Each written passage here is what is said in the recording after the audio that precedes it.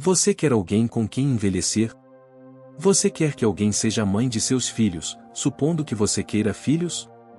E se você não quer filhos, bem, provavelmente vai querer, e se não quiser, ou você está iludido ou imaturo. E você pode dizer, bem, não, o planeta tem muitas pessoas, é tipo, sim, tanto faz. Boa sorte com isso. Cada um de seus ancestrais se reproduziu em uma procissão interminável que durou 3 anos. 5 bilhões de anos. E eles estão todos errados e você está certo. Eu não acho. Você acabou de ouvir uma frase do Dr. Jordan Peterson compartilhando sua opinião sobre pessoas que optam por não ter filhos. Além do fato de eu achar o tom crítico de seu discurso um pouco repulsivo, não posso deixar de pensar, e ele está baseando isso em quê? Peterson argumenta que todos os nossos antepassados se reproduziram durante milhares de milhões de anos. Junto com sua afirmação de que se você não quer filhos, você está iludido ou imaturo, ele usa as ações de nossos ancestrais como argumento para apoiar sua visão de que ter filhos é o curso de ação correto. Este argumento ignora totalmente o facto de que muitas pessoas que viveram antes de nós não se reproduziram. Todas essas pessoas estavam erradas. Será que pessoas como Isaac Newton, Ludwig von Beethoven, Leonardo da Vinci e Jane Austen estavam erradas, iludidas e imaturas enquanto, ao mesmo tempo, meu ex-vizinho de baixo, fumante de maconha, recebia assistência social com 4 filhos e 1/5 a caminho? Jogando fraldas e cigarros pela varanda, entre aspas, certo? Vamos esclarecer uma coisa, e não sou contra ter filhos e não sou contra o casamento. De jeito nenhum. Estou me rebelando contra o fenômeno do "eu deveria ter", deveria ser o "e eu deveria fazer", ou muitas vezes baseado em argumentos questionáveis. Estou questionando aquelas pessoas que falam de uma posição de autoridade, dizendo a outras pessoas o que fazer e como viver, e que se você não fizer o que elas dizem, você está iludido, imaturo, errado, mau, tóxico, estranho, qualquer que seja. Mas quando a sociedade acredita que algo é bom, isso significa necessariamente que é verdade? É errado viver a vida de maneira diferente? E como é a vida quando vamos contra a corrente? Vamos explorar a vida sem casamento, filhos e outras coisas que deveríamos ter, a natureza das normas sociais e algum existencialismo. As normas sociais influenciam muito o comportamento humano. É como se um conjunto de software que a sociedade instalasse coletivamente em nossos sistemas, principalmente durante nossos anos de formação, mas também durante o resto de nossas vidas. É o programa que diz e não devemos dar tapas na cara de estranhos, ou o devíamos agradecer quando ganhamos um presente, ou o devíamos casar e ter filhos. Portanto, essas normas e convenções sociais, que estão principalmente enraizadas nas culturas e sociedades em que vivemos, ou nos dizem o que devemos ter, ser e fazer. Muitas vezes vemos que se uma pessoa não cumpre essas normas, pelo menos numa parte significativa, então ela é vista como um estranho e, às vezes, até uma ameaça. Mas só porque algo é a norma, será automaticamente uma boa ideia segui-lo?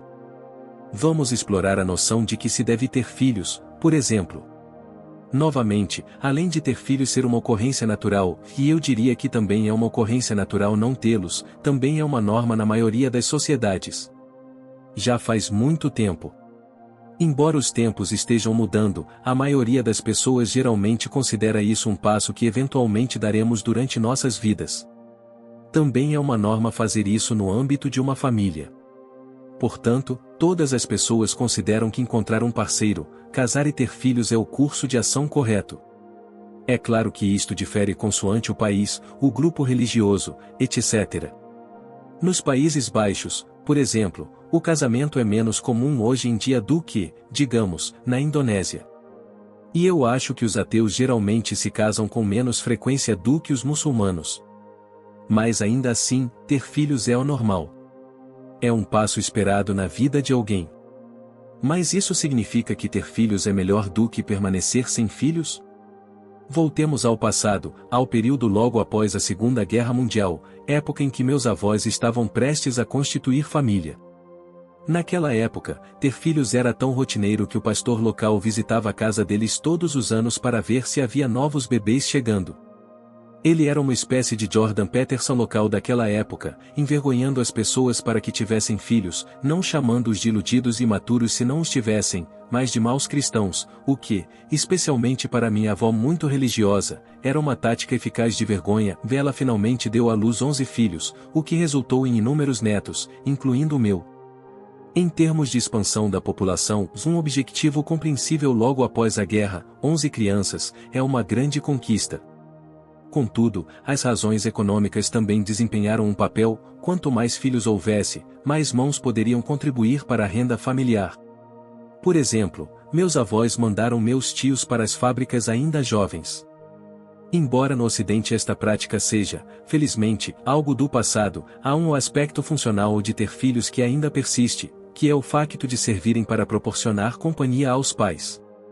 Por isso, ouvimos comentários como: ou você vai acabar sozinho e infeliz, ou o que você vai fazer quando tiver 60 anos e não tiver filhos para te visitar. Assim, de muitas maneiras, vemos os benefícios projetados de ter filhos. Eles podem cuidar de nós, nos fazer companhia, ajudar a manter a família, etc. Mas e as desvantagens? Uma desvantagem sobre a qual as pessoas não gostam de falar é o sofrimento que advém de trazer as pessoas à existência. Uma criança não pediu para estar aqui. Ele participa de um contrato que nunca assinou, apenas conseguiu parte do acordo, goste ou não. Seu filho pode realmente viver uma vida miserável, talvez uma vida cheia de depressão e vício como resultado de muitas coisas ruins que acontecem com ele, e tudo isso para acomodar a felicidade e o bem-estar dos pais. Isso não é um pouco egoísta? Além disso, ter filhos nem sequer garante os benefícios que os pais imaginam. Se você tiver 60 anos e tiver filhos, mas eles quase nunca te visitam. Nesse caso, você não só sente falta da visita dos filhos, assim como quem nunca os teve, mas também lamenta o fato de ter filhos, mas eles nunca te visitam. Os antinatalistas vão ainda mais longe, dizendo que trazer crianças a este mundo leva a um sofrimento inegável e inevitável para essas crianças, e portanto, a melhor e mais empática coisa a fazer seria não ter filhos em primeiro lugar. Não ter filhos evita que esses seres sencientes ainda não nascidos sofram. Se você estiver interessado, fiz um vídeo aprofundado sobre antinatalismo. Mas não apenas para as crianças, também para os supostos pais, ter filhos nem sempre poderia ser a melhor ideia. E se um, ou ambos, dos pais lidar com doenças mentais ou problemas de dependência, e ter filhos for uma responsabilidade muito grande? E se os pais tiverem ambições que não combinam com ter filhos? Por exemplo, e se minha avó realmente quisesse ser correspondente de guerra? Nesse caso, ter 11 filhos a teria impedido de realizar seus sonhos. E se você simplesmente não gosta de crianças? Mas você acabará sozinho e infeliz. Existem evidências científicas que mostram que as pessoas sem filhos são geralmente mais felizes do que as pessoas que são pais. Outras pesquisas sugerem que pessoas solteiras podem ficar tão satisfeitas quanto aquelas que estão em um relacionamento. Cito: em um estudo publicado em 2022, centenas de homens e mulheres foram questionados sobre o que torna a vida de solteiro atraente e classificaram os principais benefícios como ter mais tempo para si próprios, poder concentrar-se nos seus objetivos e não ter mais ninguém. Ditar suas ações. Fim da citação. Há motivos suficientes para questionar o valor das nossas normas sociais e culturais. Não acredito na ideia de que quando todo mundo faz alguma coisa, deve ser bom. Vejamos, por exemplo, a atual busca desenfreada por status e pela chamada relevância nas plataformas de mídia social. Para que isso realmente serve? Ou sobre a necessidade de ter uma casa grande ou um carro caro? E se mostrar vídeos seus dançando com o sutiã da sua irmã no TikTok se tornar a norma social, isso significa que isso beneficia o bem-estar de alguém? Minha resposta: e não necessariamente.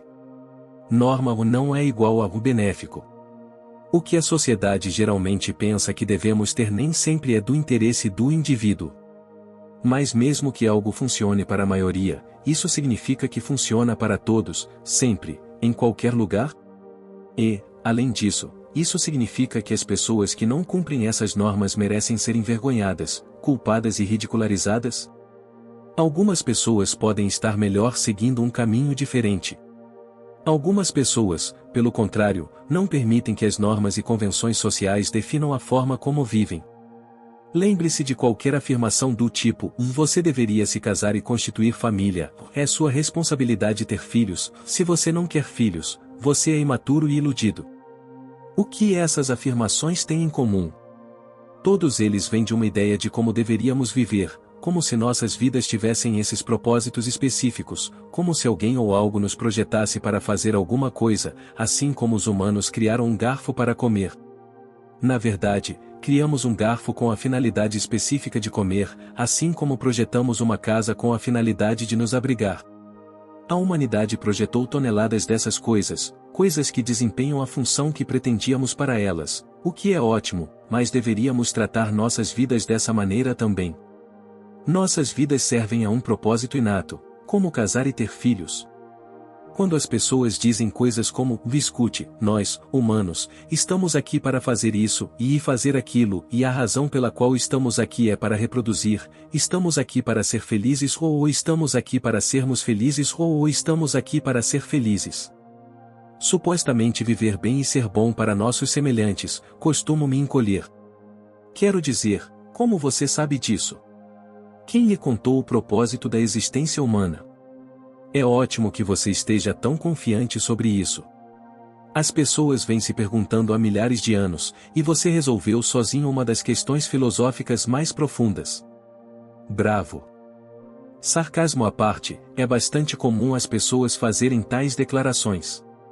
E no que diz respeito ao propósito da vida, a religião também oferece a sua opinião. Crenças como: estamos aqui para servir a Deus, estamos aqui para honrar e adorar a Deus e seguir seus mandamentos ou estamos aqui para escapar do ciclo de renascimento ou são proeminentes no campo religioso, e muitos atribuem a essas ideias. Tais afirmações implicam que temos este propósito inato, uma missão divina a qual devemos dedicar as nossas vidas. Mas o filósofo existencialista francês Sartre acreditava que não temos este propósito inato. Segundo ele, os humanos não vêm a este mundo com objetivos específicos pré-determinados, de forma que os garfos sirvam especificamente como ferramentas para comer. Ele acreditava que a existência precede a essência, o que significa que existimos primeiro, e depois a essência da nossa existência segue, o que significa que somos como telas vazias, e cabe a nós como as preenchemos. Então, não fomos projetados para alguma coisa, passamos a existir e algo vem depois.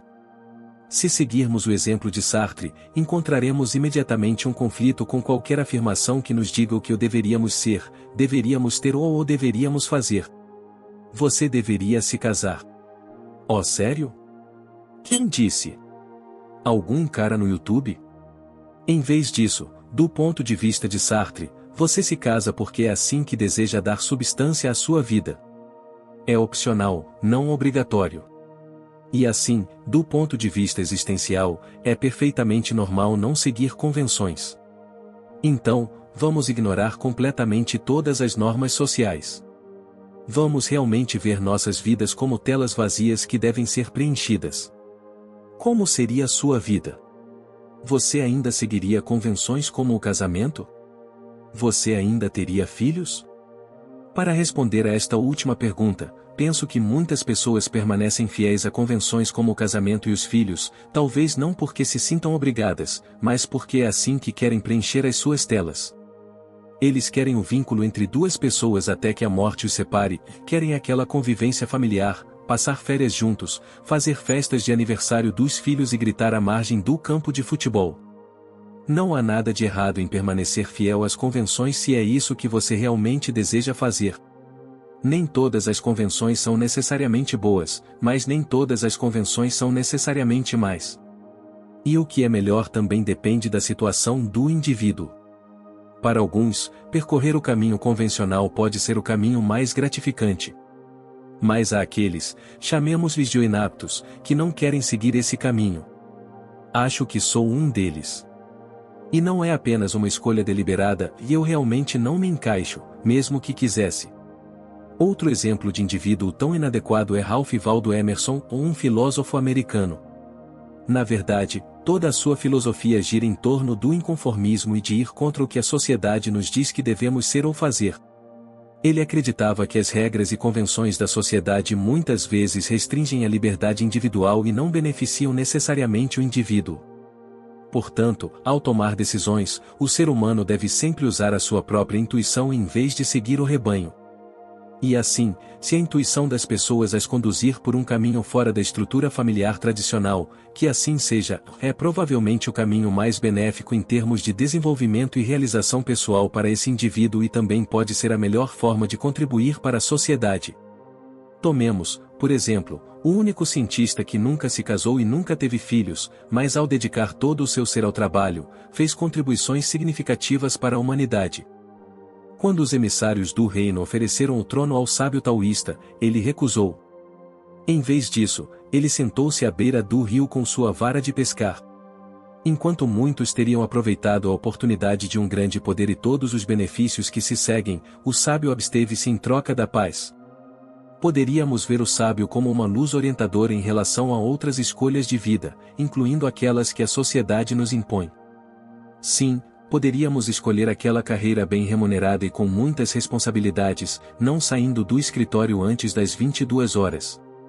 Estaremos em uma posição de autoestima, status e riqueza financeira, as grandes vantagens de sermos convencionalmente bem-sucedidos. Mas também não poderíamos fazer isso. Não teremos todas as vantagens, mas também não teremos todos os estresses. Da mesma forma, podemos decidir não ter filhos e desfrutar da liberdade e da paz de não ter filhos, e poderíamos, de facto, passar o nosso tempo sentados à beira do rio com uma vara de pescar. Em última análise, depende realmente de nós como vivemos nossas vidas. Quer nos casemos, tenhamos filhos ou sigamos os deveres ou da sociedade é uma escolha nossa. Muitas pesquisas sugerem que o caminho alternativo e não convencional pode ser tão gratificante, às vezes até mais, do que seguir as normas. Então, o que você acha? O que você prefere? Seguir convenções ou trilhar um caminho autêntico e individual? Obrigado por assistir.